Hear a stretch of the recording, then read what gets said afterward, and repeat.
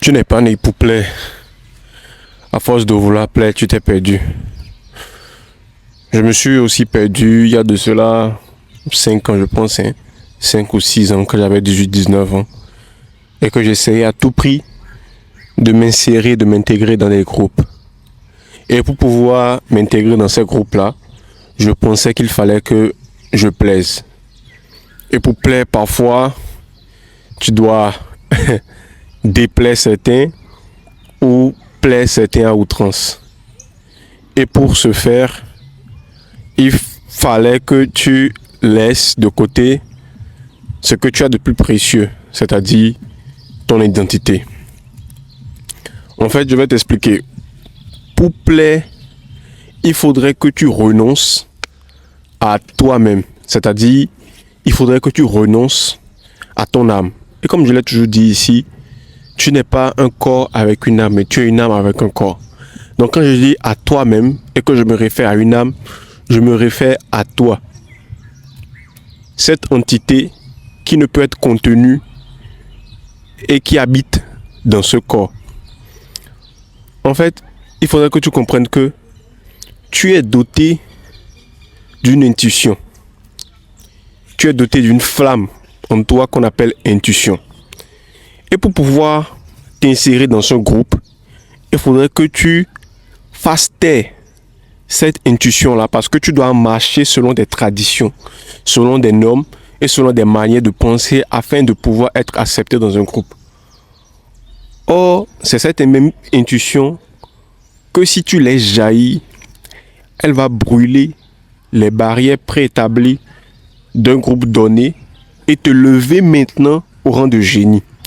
Parce que oui, tous les génies qui ont brillé ne l'ont pas fait pour plaire ou pour déplaire, mais l'ont fait parce qu'ils avaient un désir ardent en eux qui s'appelle intuition et qui ne pouvaient pas faire taire et qu'ils ont fait crier tout haut afin de pouvoir être entendus.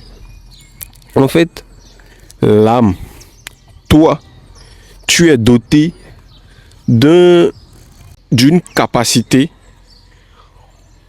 qui surplombe ton identification à ton corps. L'âme n'a pas besoin de devenir. Tu n'as pas besoin de devenir. Tu es déjà. Parce que pour plaire et pour t'insérer dans certains groupes, tu penses que tu dois devenir quelqu'un. Tu penses que tu dois assumer un personnage. Mais non.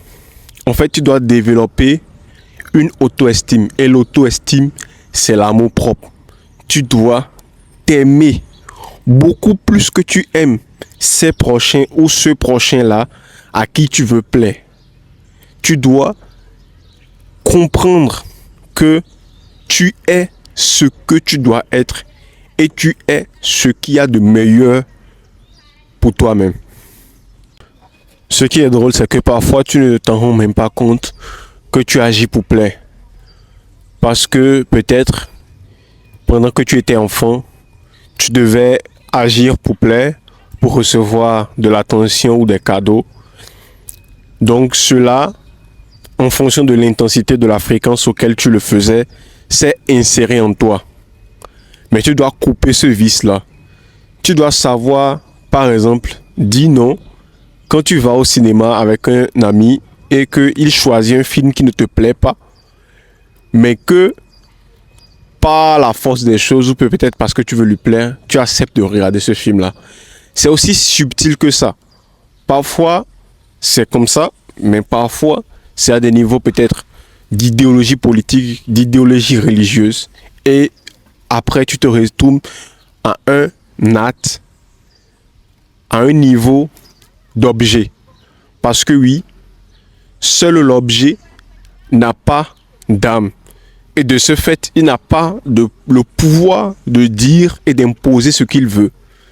Et il est tout le temps obligé de suivre au doigt et à l'œil ce que nous voulons de lui. Tu dois t'élever au rang de l'âme. Et c'est l'âme qui peut dire non. C'est l'âme qui peut aussi dire oui quand il veut.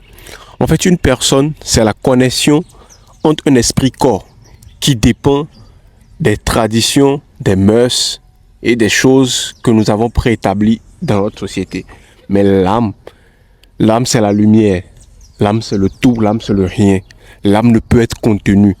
L'âme, c'est la force extraordinaire. L'âme, c'est le potentiel qui ne se laisse pas limiter. Il y a des niveaux de conscience. Il y a le niveau de conscience horizontal où ceux qui sont sur ce niveau de conscience, ils sont tous égaux. Parfois, tu te retrouves à ce niveau de conscience et tu te sens obligé, peut-être, de suivre ce niveau de conscience-là ou de te démarquer.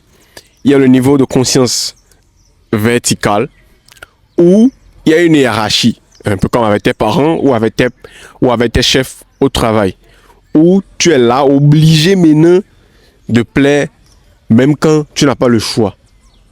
Mais il faut remarquer que au niveau de conscience de l'âme, nous sommes tous égaux.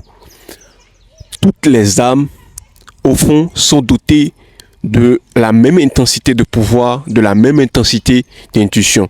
Tout dépend de comment tu décides de la faire valoir. Tout dépend de comment tu décides de l'utiliser. Et c'est de là maintenant que viendra ta force supérieure. La dernière fois, j'étais en train de faire une vidéo où j'avais une dent cassée. Je ne sais pas si vous avez remarqué. Mais cela ne m'a pas empêché de venir ici et de partager avec vous le message que j'avais à partager. Parce que oui, je ne le fais pas pour plaire, mais je le fais pour aider. Je le fais parce que je sais que ça va aider des personnes. Donc je m'en fous si je suis chauve. Je m'en fous si j'ai une dent cassée ou pas. Je fais ce que j'ai à faire. Parce que je ne me soucie pas de ma personne. Je sais que mon âme est au-dessus de ma personne. Et c'est le message que j'avais à partager pour vous aujourd'hui. Arrête d'agir pour plaire. Parce que à force d'agir pour plaire, tu vas te perdre.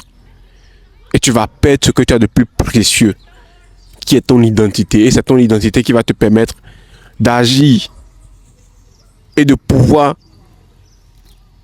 vivre en paix et en harmonie avec toi-même. Si ce message t'a plu, alors laisse un commentaire, Maud Manuel, laisse un like et abonne-toi. On est ensemble.